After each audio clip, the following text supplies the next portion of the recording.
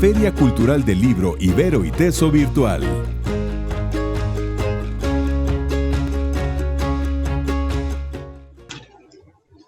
Buenas tardes, bienvenidos sean todos aquí en el marco de la Feria Cultural del Libro Ibero y Teso. Yo soy Juan Carlos Vázquez Medeles, les vengo a hablar sobre mi libro que lleva por título Militantes Clandestinos, Historia del Partido Guatemalteco del Trabajo, Partido Comunista, bajo el sello editorial de la Universidad Iberoamericana, publicado recientemente, a finales del 2019, principios de este.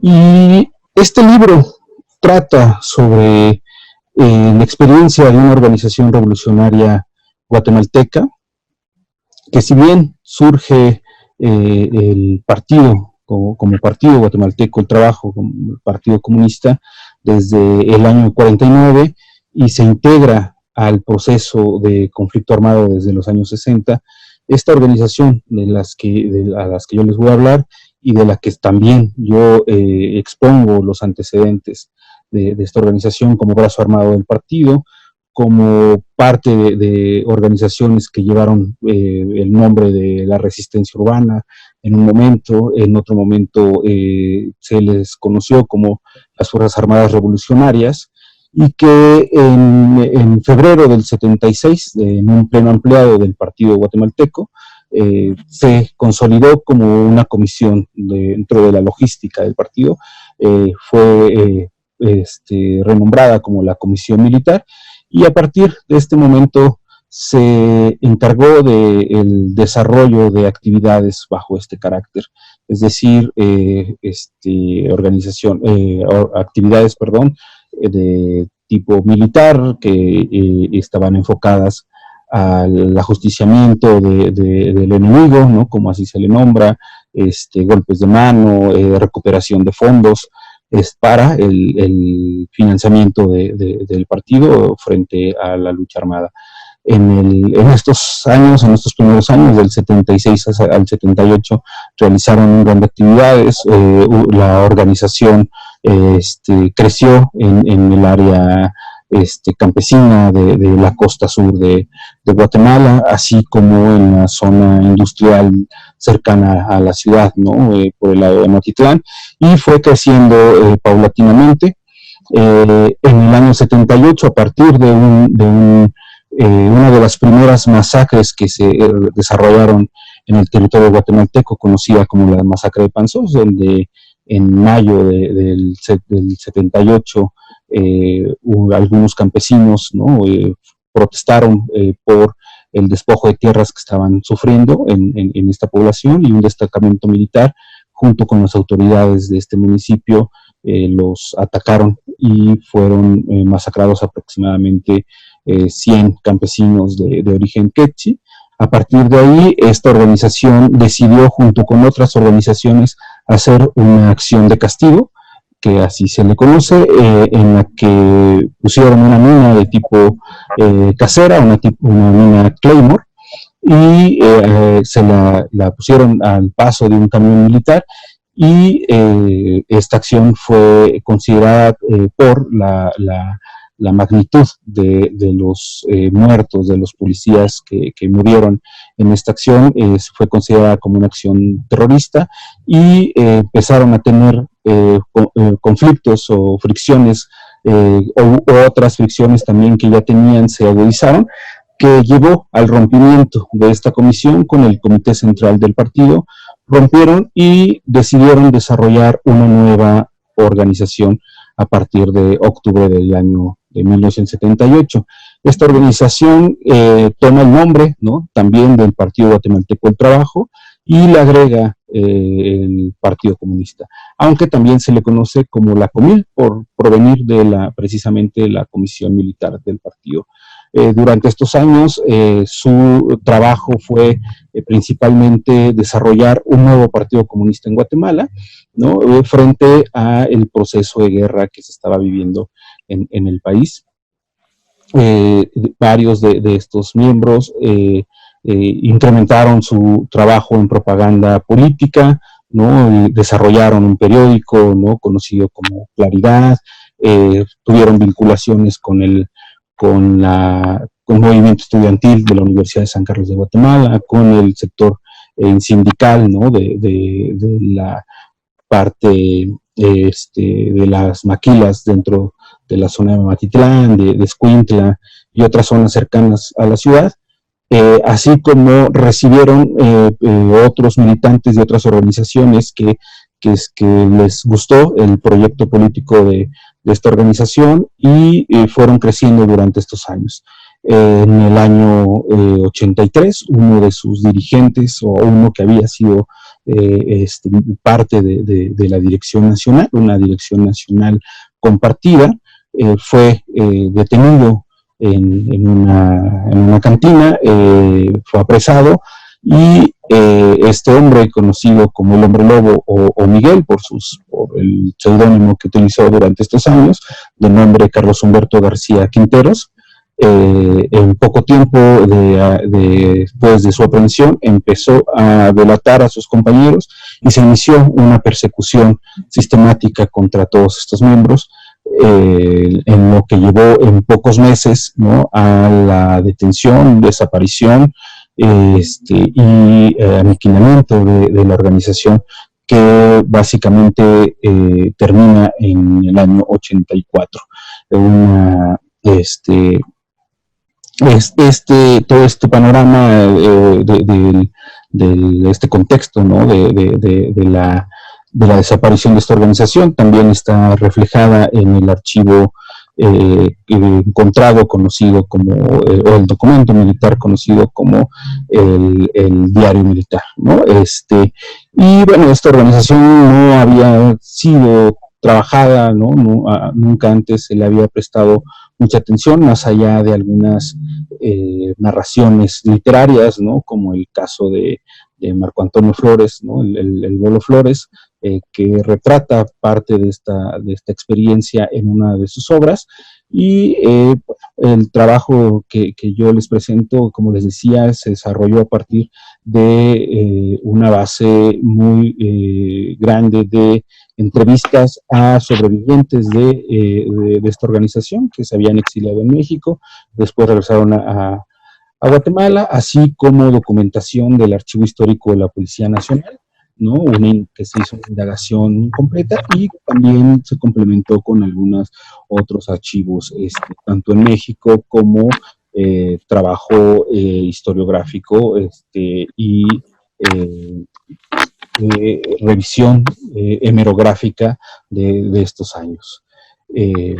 Básicamente este es el libro, y por ahora le voy a dar la palabra al doctor Mario Vázquez Olivera, investigador de tiempo completo del Centro de Investigaciones de América Latina y el Caribe de la UNAM, con el cual pues voy a establecer un diálogo a partir de este libro.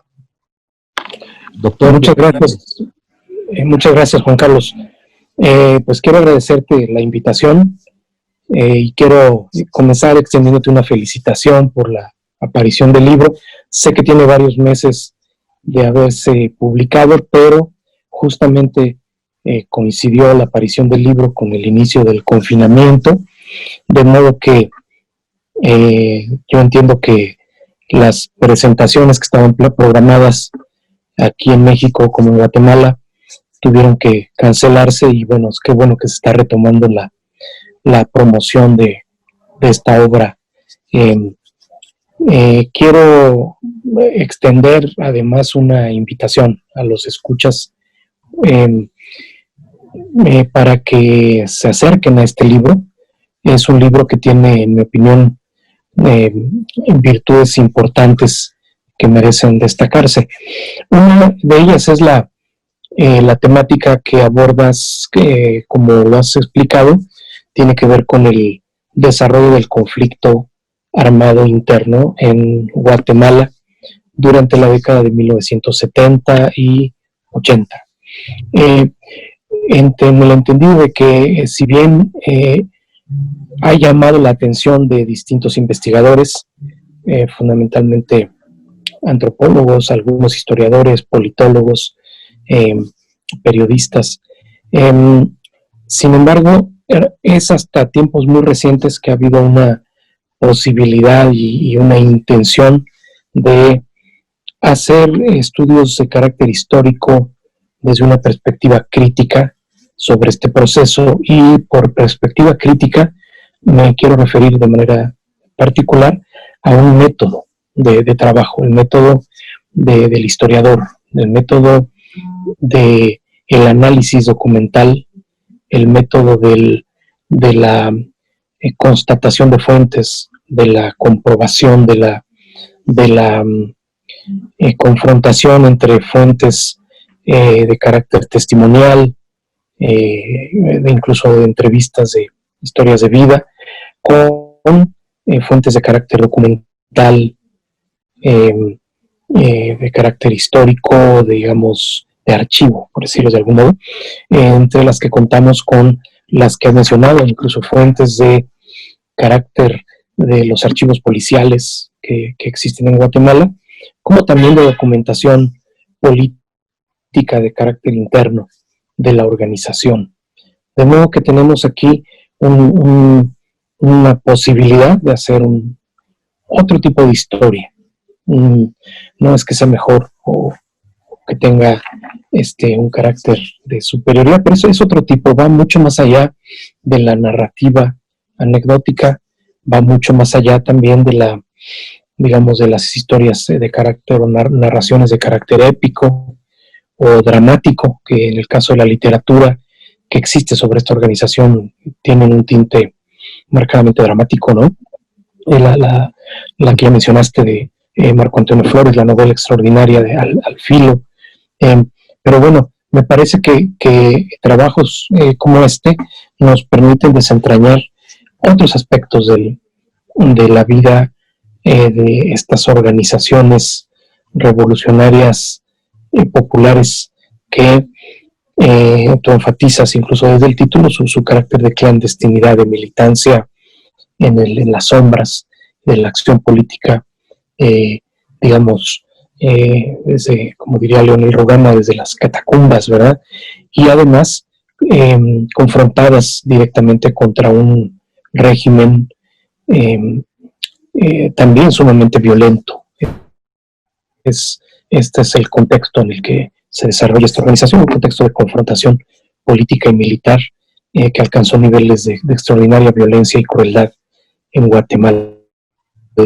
Me parece pues que tu trabajo tiene estas características así de entrada, ¿no? Pero además hay otros aspectos que tú exploras en tu trabajo que tienen que ver, por ejemplo, con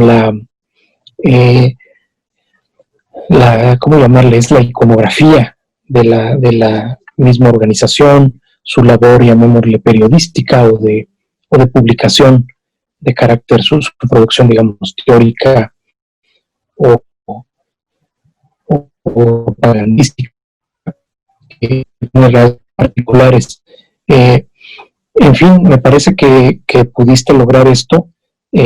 Tuviste, iba a decir equivocadamente, tuviste la fortuna de haber encontrado esta posibilidad, pero yo sé que no es la fortuna en el sentido de suerte o que te lo encontraste por allí, sino que es la fortuna del que trabaja, del que explora, del que busca por dónde resolver los problemas que plantea la misma investigación, en el entendido de que hiciste una larga o varias largas estancias de trabajo de campo en Guatemala, tuviste la paciencia y digamos la capacidad de entrar en contacto con antiguos militantes, de tocar puertas, de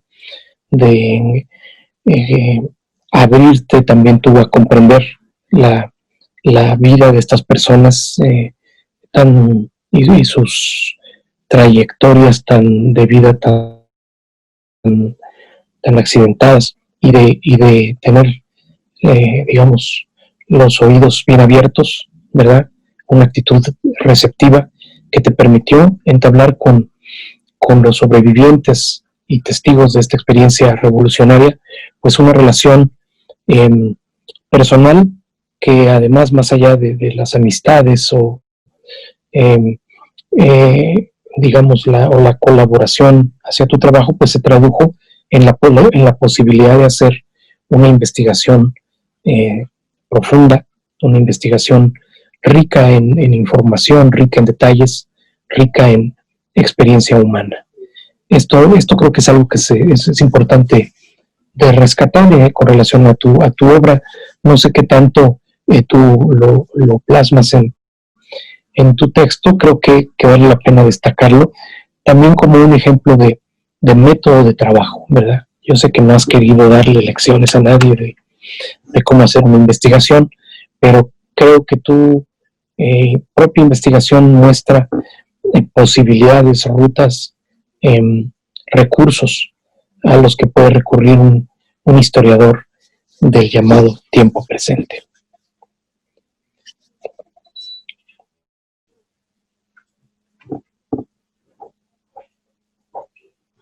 Muchas gracias, doctor. Son palabras alentadoras y sobre todo que invitan a seguir trabajando estos temas y creer, ¿no?, que este tipo de investigaciones que a veces parecen imposibles de hacer por la dinámica política convulsa que existe en el país centroamericano, ¿no? En Guatemala, y pareciera que se cierran las puertas para los investigadores, para los historiadores, antropólogos, humanistas que se adentran en estos temas. Y bueno, sí, creo que también, como lo menciona, la metodología que uno va desarrollando, ¿no?, tomando prestado de algunas otras disciplinas, ¿no?, más allá de la historia, ¿no?, de repente de la antropología misma, ¿no?, de la historia, el acercamiento constante, ¿no?, que hay en esta línea de la historia del tiempo presente que bueno, ahora está tomando más fuerza, ¿no?, por su necesidad y por las temáticas precisamente de violencia política que proviene del Estado, ¿no? Entonces, creo que todas estas disciplinas ayudan a podernos adentrar con estos personajes que aún siguen activos, ¿no?, siguen en el escenario de las transformaciones que están pasando en la región, ¿no? Entonces, creo que esta triangulación de testimonios, de revisión hemerográfica, revisión, obviamente, de archivo, es sumamente necesaria, y creo que eso a mí me permitió tener una amplitud, ¿no?, de discursos para poder armar uno que presente como el trabajo que estoy desarrollando bajo una concepción académica, ¿no?, en la que más allá solamente de mostrar testimonios sin cuestionarles a los mismos testimonios, sin cuestionarle a los mismos documentos, ¿no? Entonces, todo eso se conjunta para poder desarrollar este trabajo, ¿no? Sí, ciertamente. Eso es lo importante, creo que lo dices muy bien de la historia crítica, que es eso precisamente, ¿no? Establecer ese cuestionamiento, un cuestionamiento analítico de las distintas fuentes. Pues yo te felicito, llamamos a los lectores a que se acerquen a esta obra. Es una obra de mucha utilidad en la temática de la historia de los movimientos revolucionarios latinoamericanos, la historia de la Guerra Fría en América Latina, desde luego también, y desde luego la historia del comunismo en general, ¿no? Claro, también aporta elementos, ¿no?, la historia del comunismo en América Latina. Pues, doctor, muchísimas gracias por estas palabras. También me queda invitar a los lectores a acercarse a este libro para poder adentrarse no solo en la historia de Guatemala, sino también de América Latina. Y bueno, pues busquen este libro, que desde su portada agradezco a los diseñadores de la Ibero de hacerla tan provocadora también, ¿no? Tan dentro de una misma lógica de esta guerra, ¿no? Pues gracias a todos y que tengan un excelente día. Gracias. Feria Cultural del Libro Ibero y Teso Virtual.